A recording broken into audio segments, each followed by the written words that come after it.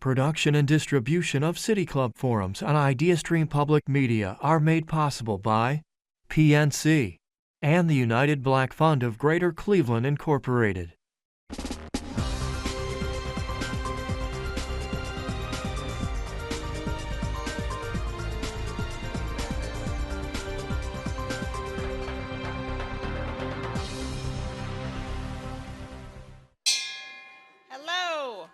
And welcome to the City Club of Cleveland, where we are devoted to creating conversations of consequence that help democracy thrive. It's Friday, August 9th, and I'm Kyle Dreyfus-Wells, CEO of the Northeast Ohio Regional Sewer District. We are proud sponsors of today's State of the Great Lakes Forum and the City Club's Sustainable Northeast Ohio series. Freshwater is one of Earth's most precious resources. According to the World Wildlife Fund, our Earth's freshwater habitats, rivers, streams, wetlands, aquifers, and lakes house an incredible proportion of the world's biodiversity. More than 10% of all known animals and 50% of all known fish species call our freshwater habitats home.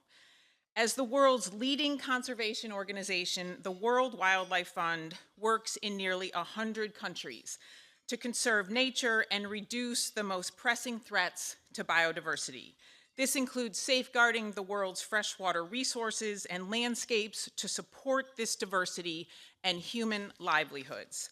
Today, I'm happy to introduce our distinguished guest, Jeff Opperman, who serves as global lead scientist for freshwater for the fund. Jeff works across the network and with a range of partners, leveraging his more than 20 years of experience to direct research that strengthens conservation strategies and integrates science into freshwater programs and projects. Jeff's expertise in aquatic ecology, water management, and floodplain restoration has driven his development of new scientific frameworks to applied conservation, and he quite literally wrote the book. The book is called Floodplains, and it's one word, which we're so happy about. It's not two words. Opperman has written for a number of publications, including the New York Times, and is currently a regular contributor to Forbes. We're so fortunate to have Jeff working right here in our own backyard in Chagrin Falls, the mighty Chagrin River watershed, as he is uniquely poised to share with us today the importance of our freshwater ecosystems to regions like Northeast Ohio. So if you have a question, which I know you will, for today's speaker, you can text it to 330-541-5794, 330-541-5794, and City Club staff will try to work it into the second half of our program. So members and friends of the City Club of Cleveland, please join me in welcoming Jeff Opperman. Come on up, Jeff.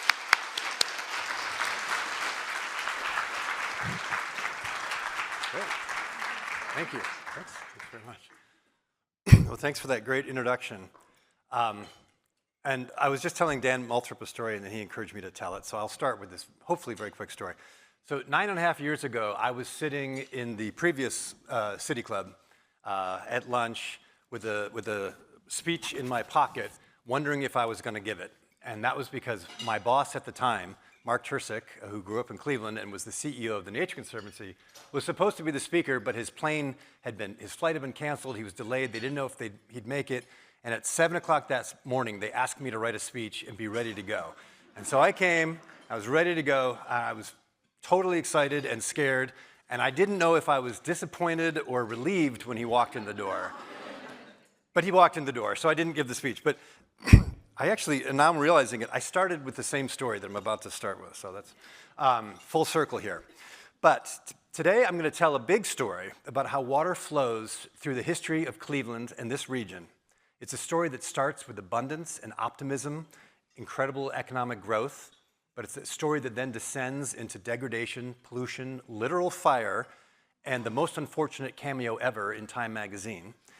A story that then rises again to become quite possibly a model for the rest of the world. And the characters in this story, Cleveland, Lake Erie, the Cuyahoga River, they're not always on the same page, but They're like a family. They tend to rise and fall together because they're always, always connected. But before that big story, I have to tell you a fish tale. I was trained as a freshwater scientist in California studying salmon habitat. But my meandering path to those wild western rivers started right here in Northeast Ohio. In my backyard, there was a creek called Sulphur Springs, which is a tributary to the Chagrin River, which of course flows into the Great Lakes. As a kid, I'd slip down to that creek and I'd kind of crab walk through a culvert under a road into the South Chagrin Metro Parks, and I'd catch crayfish and salamanders. After 17 years away, in my mid-30s, I returned here to Northeast Ohio, and my family moved into a house in Chagrin Falls, complete with its own backyard tributary to the Chagrin River. So once I was back, those seasonal changes, the smells and the sounds, they felt at once really like a distant memory, but so intensely familiar, kind of like stumbling across a long-forgotten but cherished book from childhood. But compared to California, with its soaring peaks and its giant trees, it felt comfortably familiar, like tame. But that was before the steelhead came to town. On a cool but sun-drenched Saturday morning in March, I took a hike to the backyard creek with my kids, who are sitting right up there. And they're a whole lot bigger than in this story. As we approached a long, flat glide in the stream, I saw a dark shape dart. And I said, what? Is that an otter? I could not think of anything else that could be that big in this stream. It darted again, but now I was looking right at it, and I could see a V-shaped wake cutting through the water, and recognition clicked. I'd seen that before, when I'd seen salmon surging through the shallows of a California river. But I still struggled to reconcile that fish with this creek. It seemed as logical as seeing a howler monkey swinging from the oak by our deck. Another step, another click of realization. I said, steelhead. Kids, there are steelhead in our creek.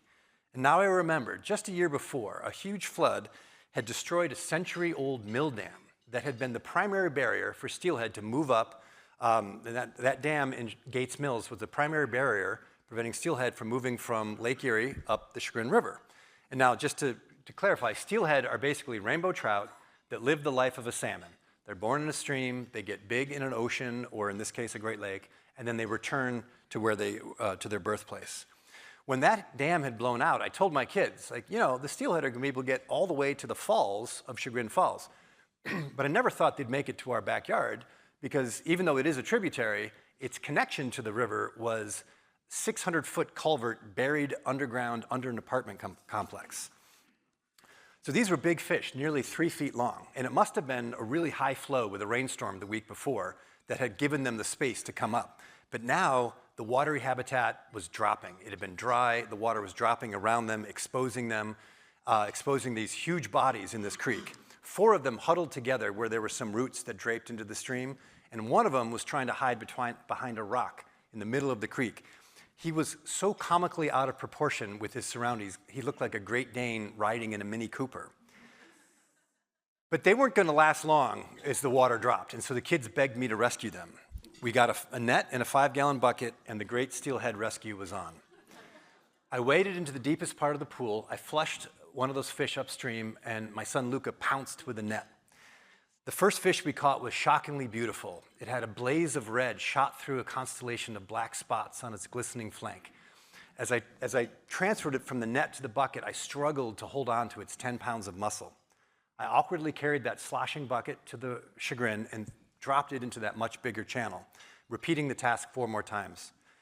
We sat on the river's bank, exhausted and thrilled, and I told the kids it must have been really unusual conditions that allowed that to happen. I said, we just experienced a wonderful but rare gift. The next week, there were 25. And so this time we let nature take its course, but for a few weeks, the entire neighborhood was captivated. The kids didn't care that steelhead trout aren't native to the Great Lakes, and for that matter, neither did I. When ambassadors from the wild come calling to delight your kids, and really to delight me, you don't want to get bogged down in the ecological fine print. But let's take a look at that fine print. How did we get to where we are today? With huge fish native to the Pacific Ocean swimming up a tributary to a Midwestern lake, part of the biggest freshwater system in the world. And what do steelhead in our backyard tell us about the state of the Great Lakes? Well, first, the steelhead encapsulate much of the trajectory of the Great Lakes as an ecosystem. one that's gone from exceptional highs of productivity and diversity to shocking lows of degradation and decline, and then a recovery that was surprisingly rapid, but not exactly natural, a recovery that was really highly managed, and a recovery that remains uncertain. Centuries ago, the lakes were phenomenally productive for fish. There were massive lake trout, huge schools of whitefish. Early settlers reported spawning runs of sturgeon surging up the tributaries that come from Lake Erie. But beginning in the 19th century and then accelerating in the 20th, overfishing, pollution, the draining of the wetlands along the lake, the damming of the tributaries that fish needed for spawning, they all took their toll. Then the completion of the Welland Canal allowed connection between the ocean and Lake Erie and the lakes above it. And so sea lamprey, and that's a serpent-like fish that latches on and sucks the blood of other fish, they made it to the lakes, and they nearly finished off the lake trout. These small marine fish called alewives, they're a type of herring, they made it to Lake Erie and the rest of the lakes. They basically adapted to a freshwater lifestyle, and their populations boomed. But they had a boom and a bust, so they're the massive die-offs of fish, and they would collect in huge mounds of stinking fish on the beaches. So the solution, fisheries agencies began stocking the lakes with steelhead and Chinook and coho salmon. These are species native to the West Coast and the West Coast rivers and ocean, but they could fill the niche left by the lake trout. They could keep the alewife populations in control, and they'd be great for sport fishing too. And now, decades later, salmon and steelhead are fully part of the Great Lakes ecosystem, and they're key components of a fishery spanning recreational, commercial, and tribal that collectively is worth more than $7 billion a year and supports more than 75,000 jobs. So you see, those backyard steelhead weren't really ambassadors of the wild, they were ambassadors of the Anthropocene, which is that new era that many scientists say we're living in, where people themselves have become the dominant forcing environmental mechanism. Another concept that those steelhead represent is the concept of connectivity. Now that can be a hydrological or ecological concept. For example, the steelhead could only show up in our backyard once river connectivity had been restored by that storm blowing out a century-old mill dam. But connectivity can also encompass economic, emotional, and cultural bonds. And those steelhead really represent the deep connectivity that people have with water. In fact, the connectivity between Cleveland and its water systems is the essential and constant theme to this region's history. It's so essential that the state of the Great Lakes is, in many ways, simultaneously the state of Cleveland, or the state of any of the other cities or communities around this vast freshwater system. So let's take a quick tour of how Cleveland's waterways are connected to its history and how they've risen and fallen in parallel. For centuries before this area was called Cleveland, the Erie people lived along the shores of the lake that would someday come to bear their name. They and the other tribes depended on the lake, along with the lakes, the tributary rivers and the marshes, for food. They catch fish, freshwater mussels, waterfowl. And just a few weeks ago, on July 22nd, we marked Cleveland's birthday, 228 years after the moment when Moses Cleveland, not far from where we are today, proclaimed, "I divine that this spot where I stand, with a beautiful plain covered with luxuriant forest growth, with a river to the west and Lake Erie to the north, is a favorable site for a city." The city's growth accelerated dramatically in the early 1800s after the completion of canals. First, the Erie Canal, and then the Ohio and Erie Canal. Together, those canals connected New York City with New Orleans by boat, with Lake Erie as the hub in a set of spokes of economic connectivity. And Cleveland was the most important port and shipbuilding part of that system. This was a time when the only other option for moving goods and people around the country was by wagon over terrible roads. So powered by this connectivity of water, the very young state of Ohio quickly became one of the most prosperous states in the country. The canals and the Great Lakes shipping industry kick-started manufacturing in Cleveland. And the river and lake provided an endless supply of water to fuel industrial processes, cooling, water power itself, and of course, waste disposal. And spoiler alert, that last one's gonna come to be a bit of a flashpoint in Cleveland's history.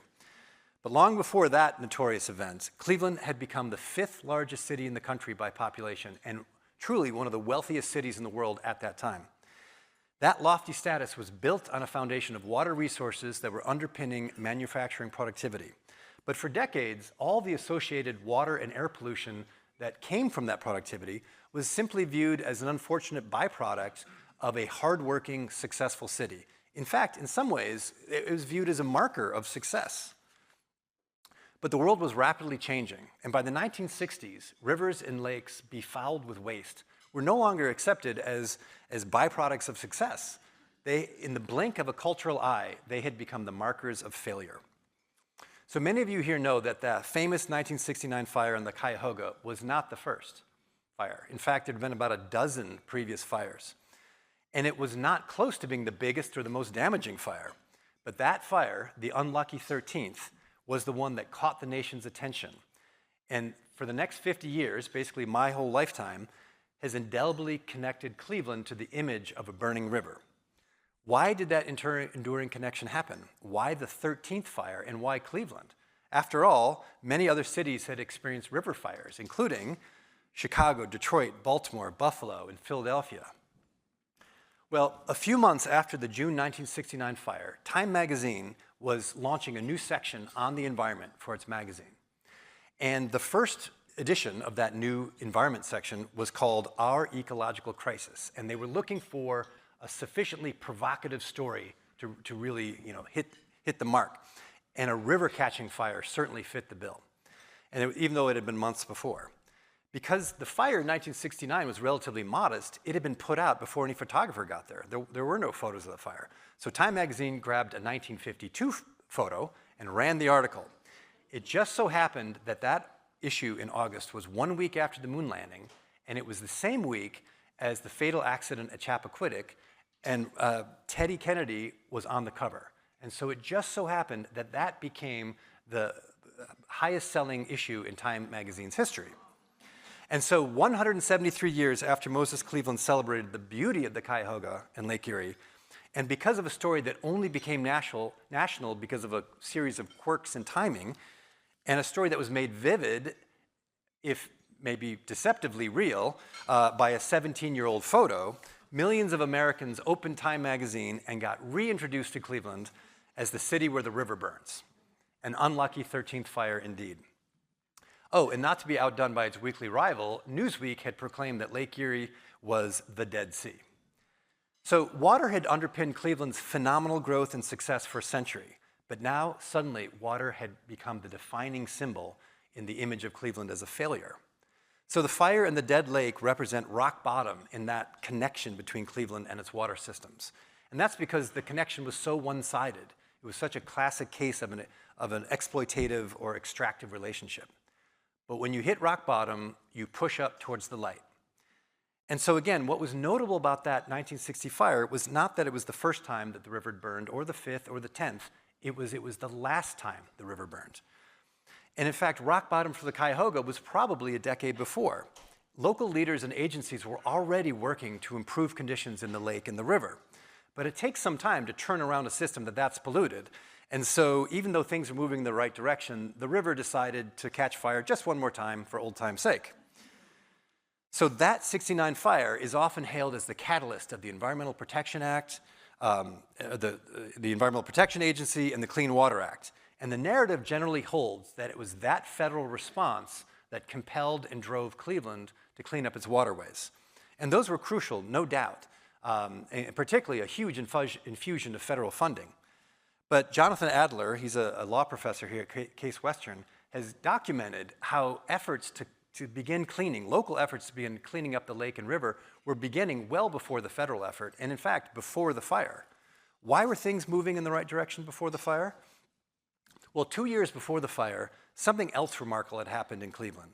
Something that, rather than the fire, really should have come to be the defining moment for the city in that era. Cleveland became the first major American city to elect a black mayor. And while Carl Stokes is remembered for a lot of things, I don't think he gets enough credit for his environmental vision. While he was campaigning, he emphasized that environmental recovery was essential to the city's recovery. And he was way ahead of his time on several issues. First, he anticipated the need for Cleveland to diversify beyond manufacturing to be a service-oriented economy, one that featured thriving neighborhoods with recreational amenities to attract residents. He said Cleveland was moving from an industrial era to the, quote, human resources era, and a clean environment was central to his vision. He pledged to restore Lake Erie to, quote, the valuable recreational asset that it should be. So in his recognition of this fundamental connection between a city's success and its environmental health, he was way ahead of his time. Second, he recognized that it was Cleveland's low-income neighborhoods that bore the burden of the air and water pollution. Previewing the environmental justice movement of the 1980s, he was emphasizing that it was unfair that pollution was taking this unacceptable toll on the health and well-being of the neighborhoods. So decades before we were using terms like environmental racism, he was diagnosing those problems and offering solutions. In summary, Stokes recognized this essential connection between Cleveland and its environment. And he knew that to provide a healthy future city, that connection had to be two-way. It had to be extraction and investment. And he also knew that all of Cleveland needed benefit from that healthy connection. He wasn't just a visionary, he put political capital behind his vision. In 1968, he championed a $100 million bond to tackle water pollution. Cleveland voters passed it by a 2-to-1 margin. So let's jump forward. Both the Cuyahoga River and Lake Erie have made dramatic progress since the 1960s through a combination of federal laws and funding alongside local efforts, including the creation of the agency that sponsors today's forum, the Northeast Ohio Regional Sewer District, who now has one of the most brilliant social media people out there. If you haven't seen, you really should follow John, or the Regional Sewer District on Twitter, Instagram, everywhere. So clearly we forged stronger, more balanced connections between Cleveland and its water systems. However, this is not the end of the story. Some old challenges remain and new ones keep emerging. I'll get to those in a moment. But for now, let's broaden out from Northern Ohio out to the global significance of the Great Lakes recovery. Global significance because the Great Lakes are significant in their own right globally, but also for the lessons that they can teach freshwater conservation around the world. I'll start with the superlatives that many of you know. The Great Lakes hold 20% of the world's surface freshwater, and they're perhaps the largest freshwater ecosystem on the planet. The lakes provide drinking water for 40 million people across 8 states and 2 provinces in Canada. They supply water to the people and industry in a region that has an annual GDP, gross domestic product, of $6 trillion, that if it were its own country, would be the 3rd largest economy in the world. Within these superlatives, Lake Erie has some interesting distinctions. Within all that water, Lake Erie only has 2% of the Great Lakes water, but it supports more than 50% of the fish productivity.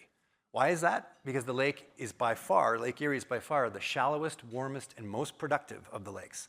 But those assets are also vulnerabilities, as I'll touch on in a second. Back to the big picture. The crash of the Great Lakes ecosystems is basically a preview of what's happening now all around the world. At WWF, every 2 years, we release the Living Planet Report, which features something called the Living Planet Index, or LPI. The Living Planet Index tracks the status of 30,000 populations of vertebrates all over the world: mammals, birds, fish, reptiles.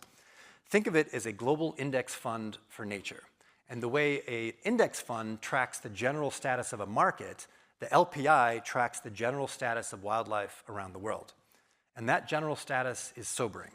Since 1970, basically my lifetime and the time since the Cuyahoga Fire, the LPI has declined by about 70%. And that overall decline is being dragged down by freshwater populations, because the freshwater-specific LPI has declined by nearly 85%. So in this index, the places where wildlife populations are recovering, like the Great Lakes, are being numerically overwhelmed by the places where they're declining. And the global decline of freshwater ecosystems is due to the same list that affected the Great Lakes: overharvesting, invasive species, the damming of rivers, the draining of wetlands, and of course, pollution. Just in the past decade, rivers in China and India have joined Cuyahoga on that ignominious list of waterways that have caught fire. But can freshwater wildlife and these other places also recover? So can the Great Lakes also be a preview of what could happen around the world? At WWF, we talk about bending the curve. And what we mean by that is, if you look at the LPI on the graph, it's this long, steady arc down. What we need to do is stop the decline, hold the line, and bend the curve back upward. A few years ago, I worked with a team of scientists to develop an emergency recovery plan for freshwater biodiversity, a 6-part plan to bend the curve for freshwater systems and wildlife globally. We wanted the plan to be grounded and realistic, not a set of academic recommendations. So for each of the 6 components, we provided a real-world example of success.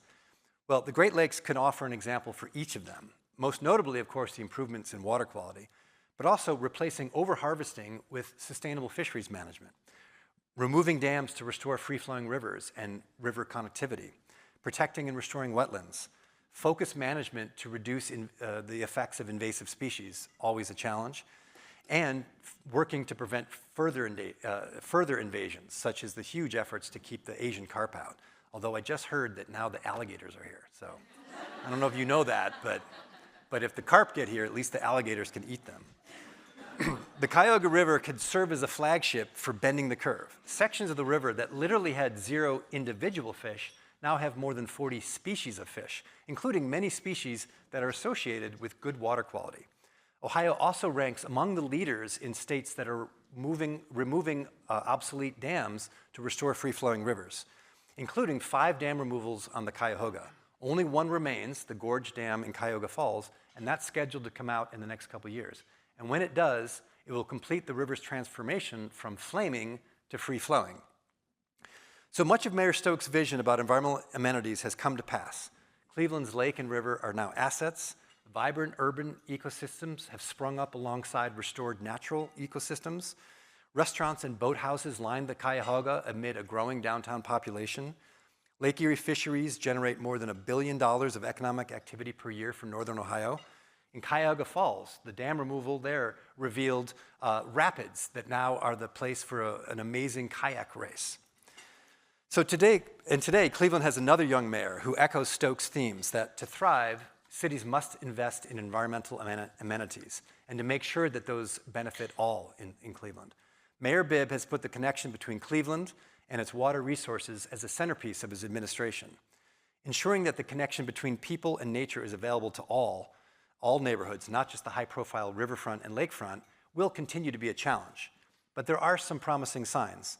The Western Reserve Land Conservancy protects natural areas across Northeast Ohio. That's what land trusts have typically done. But now it combines that with projects to restore urban green spaces, which is aligning with that vision that environmental protection and restoration needs to serve everyone, not just the suburbs. Similarly, while suburban people have long had close access to metro parks with that emerald necklace, the proliferation of trails from the the towpath trail along the Cuyahoga will benefit neighborhoods that have lacked opportunities to get out into nature. And the Northeast Ohio Regional Sewer District is looking how to build nature-based solutions. Put simply, that's using ecosystems and vegetation and green space to help control flooding. They're looking how to combine nature-based solutions with giving neighborhoods access to nature and reducing heat stress. So, as I noted earlier, there's a lot of successes here, but big challenges loom on the horizon. While many of the local connections between cities and their water resources are becoming healthier, we're now seeing the perils of unhealthy global connections coming into play. The unhealthy connection of how we move fish and other species all around the world to mix dangerously in ecosystems, and how the whole world has been pumping out greenhouse gases. Admittedly, with Cleveland and other industrial powerhouses, at least initially in the lead in that process. These unhealthy global connections now threaten to undo these fairly nascent, healthy local connections that we've been rebuilding. Harmful algal blooms are happening now with increasing frequency and severity, and climate change could make those worse. Largely because Lake Erie is the most vulnerable to these because it's the most shallow, it's the warmest and most productive. So all those same things that turbocharge fish production can also turbocharge algal production.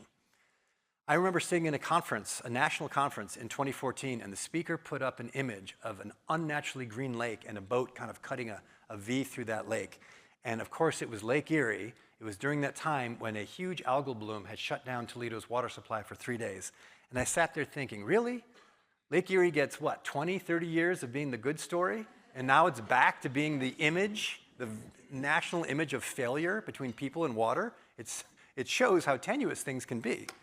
So that image and the risk of these harmful algal blooms illustrates a paradox. Although the Great Lakes are indeed positioned to be more resilient to climate change, after all, being adjacent to 20% of the world's fresh water does make us a climate refuge.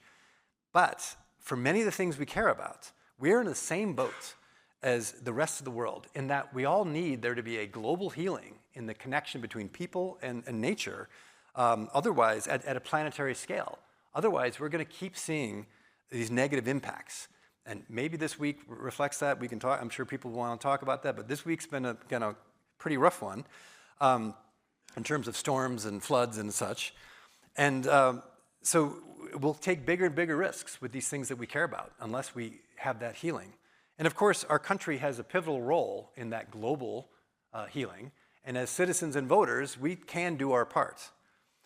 So the burning river jokes, although they haven't fully faded away, we are moving past water as a symbol of failure for Cleveland.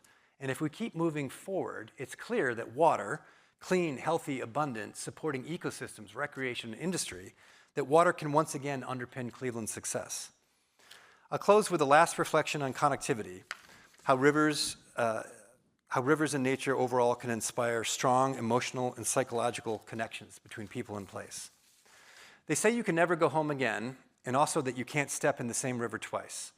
I know what those phrases are trying to say, but I think that you can. When I moved back to Northeast Ohio 18 years ago, there were lots of familiar things I rediscovered. But one thing that really struck me about how intensely familiar it was the smell of the Chagrin River when it was flowing high. It was the same river, that same smell from when I was little. And I know that the word smell might have negative connotations, like I mean stink, but I really don't. I mean smell like when you're smelling a wine. And just like wine, it's a little hard to describe what you're smelling, so you have to use these evocative and symbolic words. So for the Chagrin, I smelled moss and froth and foam. I smelled hints of leaves swirling in eddies. I smelled the woods, but in liquid flowing form. And the intensity of that smell memory made me realize that I'd imprinted on the Chagrin, just like those steelhead, because they use the smell of water to imprint on a river and a watershed so that they can find their way back home. So for too long, the watersheds of our region weren't imprinting people. In fact, they were potentially sending people away with either the real or symbolic smell of a burning river, a dying lake, and pollution. The state of our Great Lakes and rivers is a huge part of the state of our city and region. The current trajectory for those water systems represents a turning point in our connection with water and with nature more broadly. And their recent history represents the full spectrum of possibility of those connections, from one-sided and unhealthy to economic, cultural, and emotional connections that we can invest in, because when we invest in those watery resources, they in turn make our communities stronger. There's been great progress, but challenges and work remain to ensure that our lakes and rivers make this a place that people will imprint on, a place that they'll call home or come back home to. Thank you.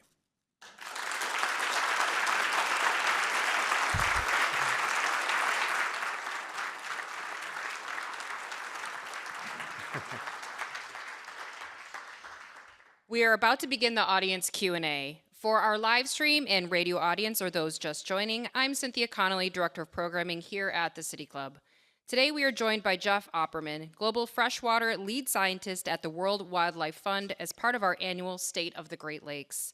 We welcome questions from everyone, City Club members, guests, and those joining via our live stream at cityclub.org or radio broadcast at 89.7 WKSU Idea Stream Public Media.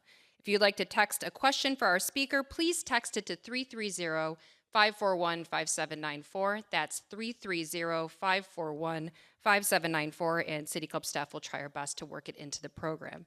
May we have our first question? Yes. I'm Bob Heath of the Cleveland Water Alliance, and first of all, I want to congratulate you on a wonderful, upbeat, very well-researched talk. In fact, maybe it's too upbeat. We're going to attract a lot of people here into this region because of the availability of the freshwater resources. So I'm wondering, what would you suggest that we need to pay attention to in terms of proactively addressing the increase in population that I think is inevitable? Thank you. Great. Well, thanks for that, and great question. And I would have to say I would be a very hobbyist urban planner I do like to think about it, and there's probably people here who could answer that question better.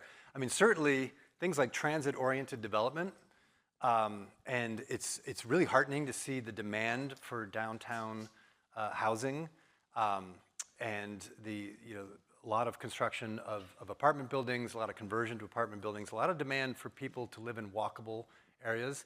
And I think there's been some early movements, including in some of the first-ring suburbs, to build transit-oriented development. And that would be a great way. I mean, that's the one, these Great Lakes cities have room. Cleveland had a population within the boundaries of Cleveland of 950,000. I don't know if we ever hit 1 million. We got so close to 1 million, I think sometime in the 50s. But now within the boundary population, I think, is just under 400,000. So there's room with really efficient development to give a lot of people access to that urban, walkable, thriving lifestyle. But again, I'm not an urban planner, but that would be something that seems to make sense. I wonder if you could comment on the solutions to the algal bloom problem.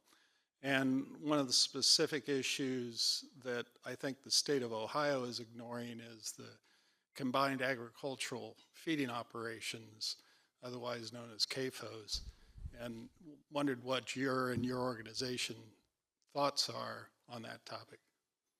Yeah, so I work for WWF, and we're actually not active in Ohio or the Great Lakes, or WWF US is not active in the Great Lakes. I used to work for the Nature Conservancy, which is very active, and I know that the health of Lake Erie is one of their top priorities.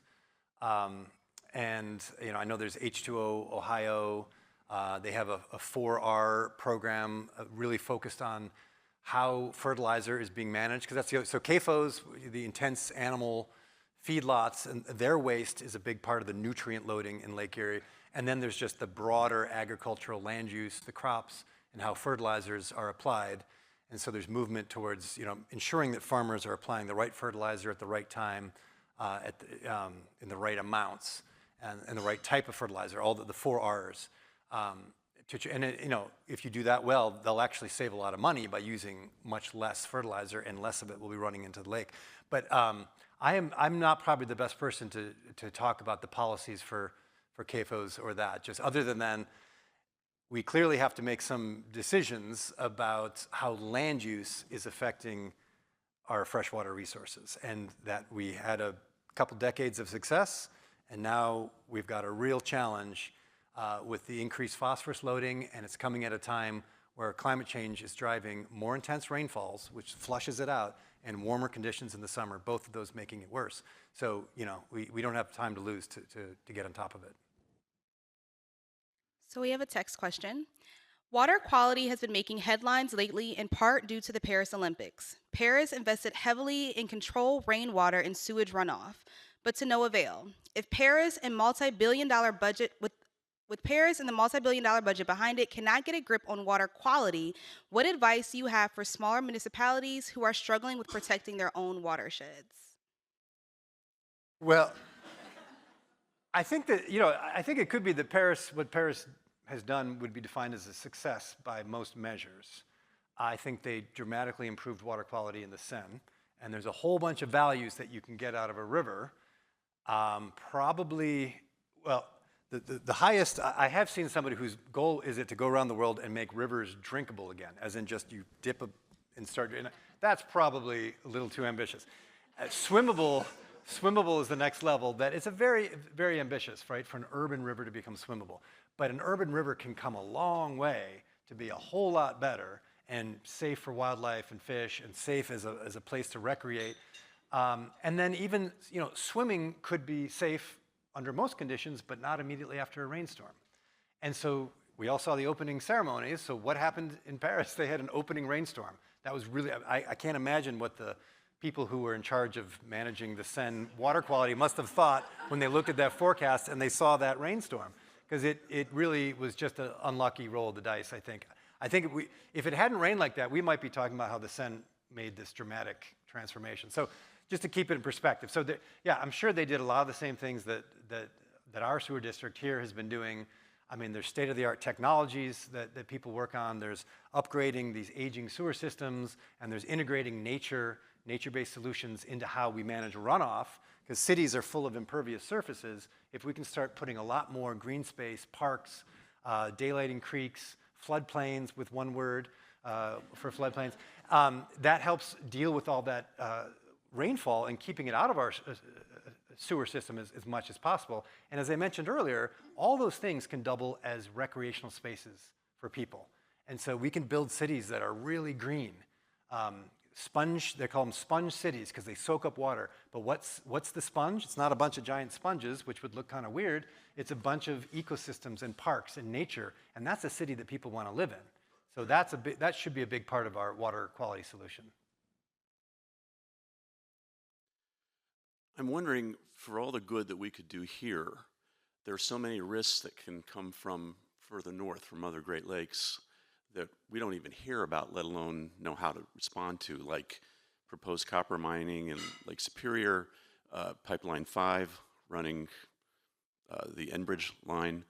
What is being done to protect us from what's happening outside of our jurisdiction, I guess is the best way to put it? Well, and so yeah, this will also exceed my typical what I work on. I do know that the Great Lakes has been hailed as one of the first and probably one of the more successful examples of binational cooperation for a resource. And that is so at WWF, I work on river systems around the world. You take a river like the Mekong, it flows through 5 countries. And it has this incredible fishery, the most productive freshwater fishery in the world. But that depends on fish being able to move long distances, and the upstream countries are building dams that block the migration, and the downstream countries like Cambodia and Vietnam can't do anything about it. So that's a little digression here, but what it says is that transboundary cooperation is really rare in water resources. You have Sudan and Egypt almost threatening military intervention, Egypt threatening military intervention against Sudan because they're building a dam.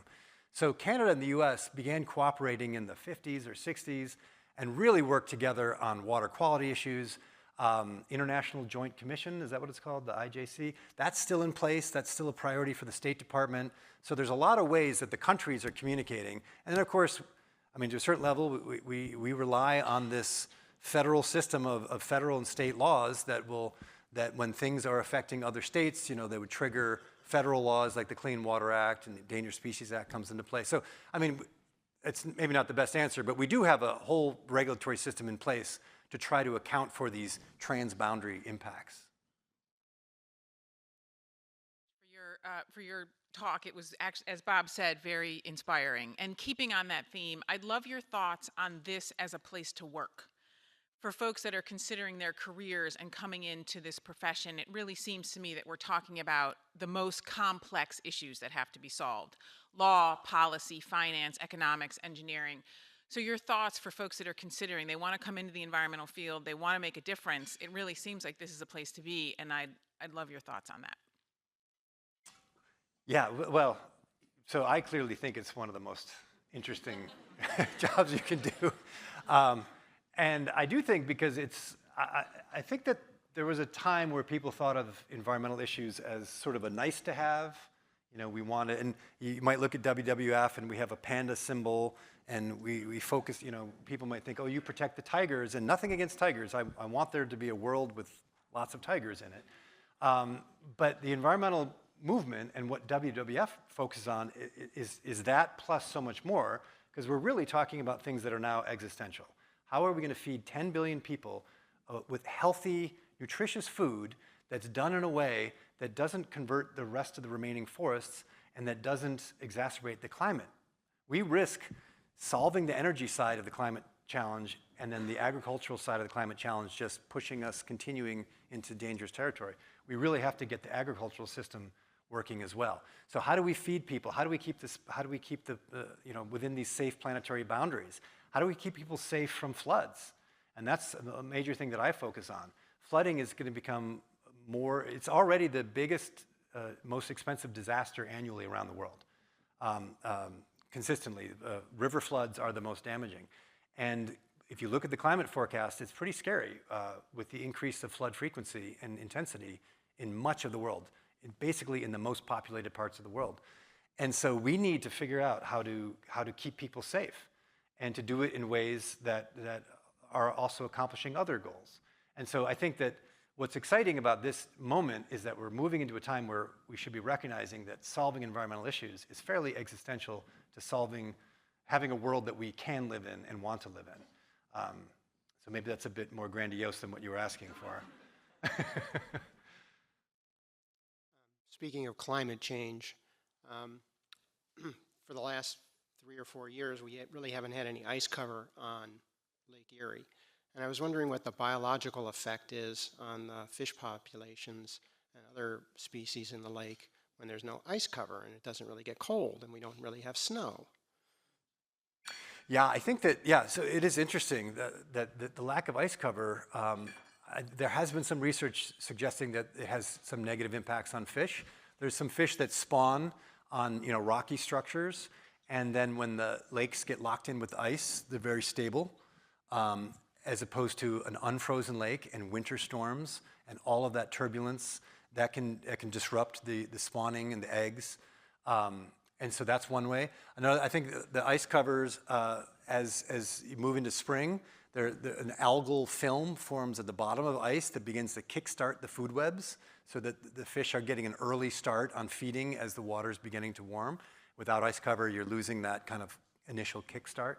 And of course, effects on the amount that's evaporating and water levels, erosion of shorelines, probably impacts on coastal marshes, increased wave energy hitting coastal marsh vegetation that might be disruptive, and they're very important for juvenile fish.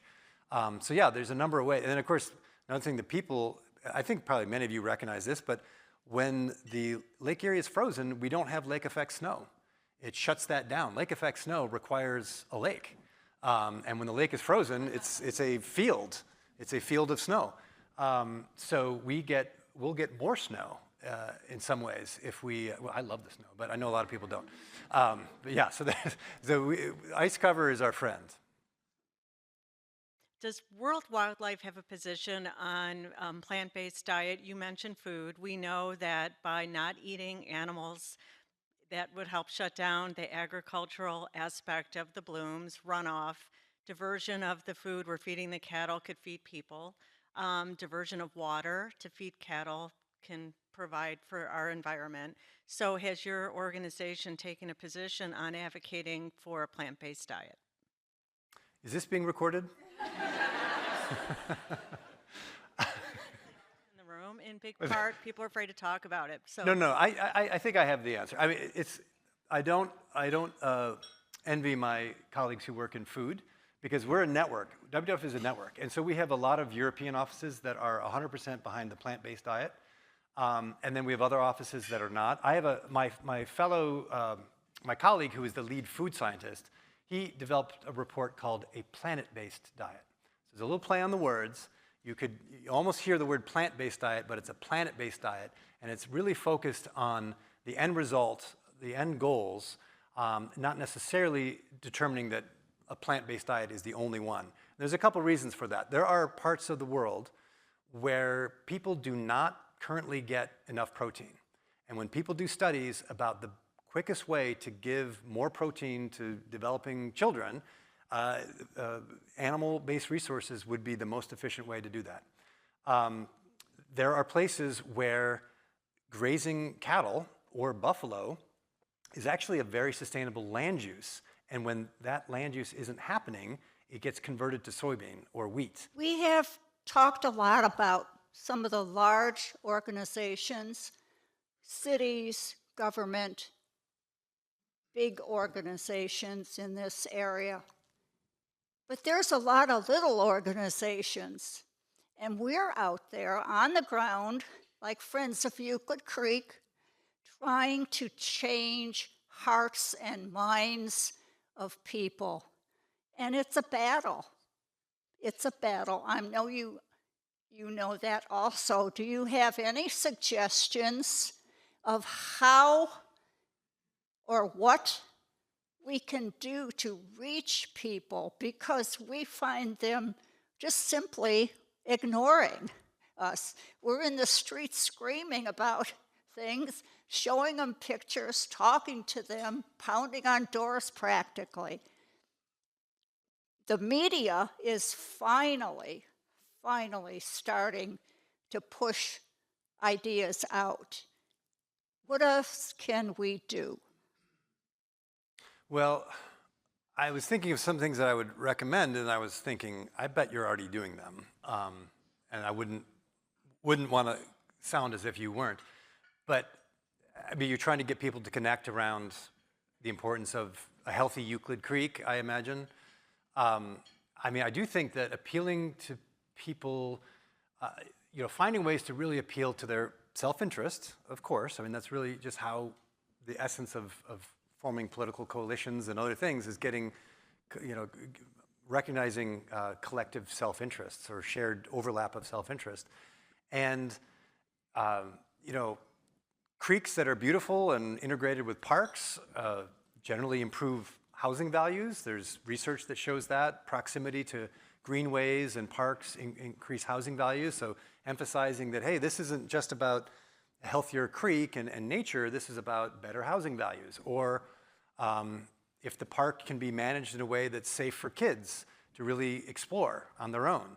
There's a lot of research showing how critical that is for kids to have autonomy, to have time and ability to explore in nature. I mean, we're hearing an awful lot about, the anxious generation and the phone-based childhood that has replaced the play-based childhood, and how it's so important for a lot of emotional, psychological, educational reasons to get that back into balance, and maybe emphasizing that healthy green spaces in your community is essential to giving kids the option to have that classic play-based childhood that they might remember. We're all so fond of that time when we stayed out after dark until the mom rang the bell, and maybe, evoking those kind of images. Text question. Considering your work across the globe in freshwater systems, are you seeing more red flags or green flags in Great Lakes biodiversity recovery as compared to other at-risk watersheds across the globe? Well, I think that the big picture, you'd have to say that Lake Erie, or the Great Lakes, are moving in the right direction more than most of the world, because most of the world is being reflected in that Living Planet Index that shows a fairly steady decline. And the Great Lakes, it would be interesting to do an LPI just for the Great Lakes. And I bet it would, if you're able to do it, you'd see a big decline, then you'd see the curve bending upward, and then you'd see a lot of volatility, and maybe kind of a flat line in volatility.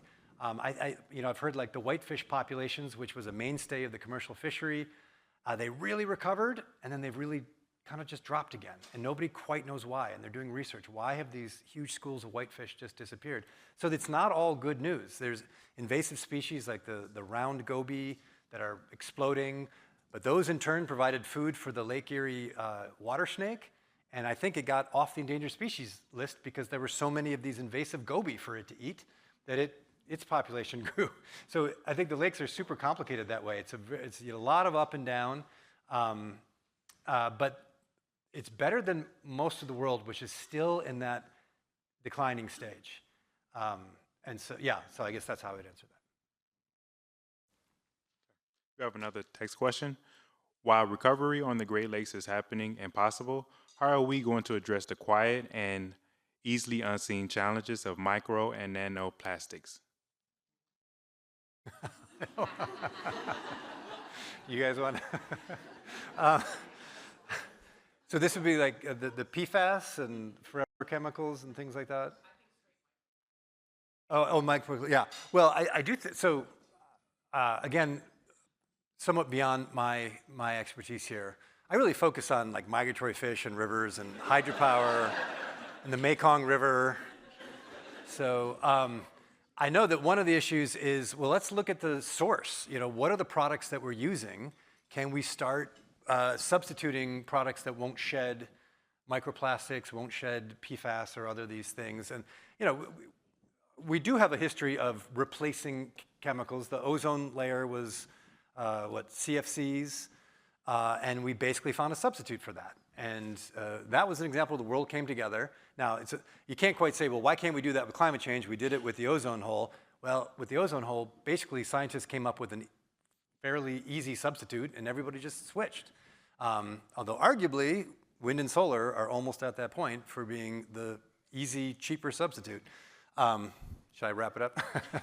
So yeah, but yeah, I mean, I think just dealing with things at their source is probably the best way to start, and then figuring out how to get it out of the water. Yeah. Thank you so much.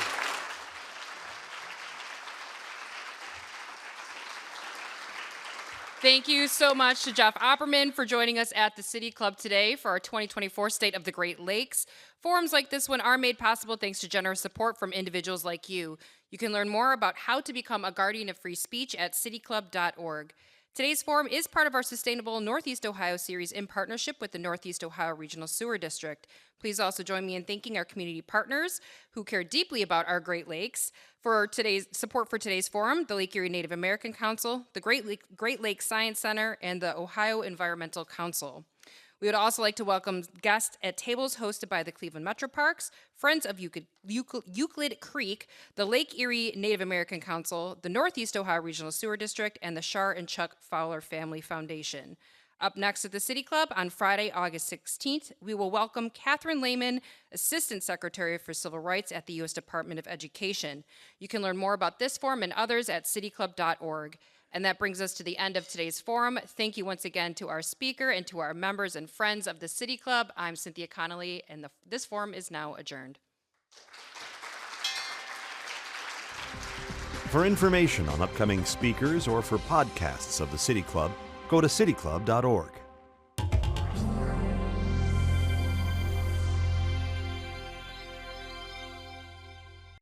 Production and distribution of City Club forums on IdeaStream Public Media are made possible by PNC and the United Black Fund of Greater Cleveland, Incorporated.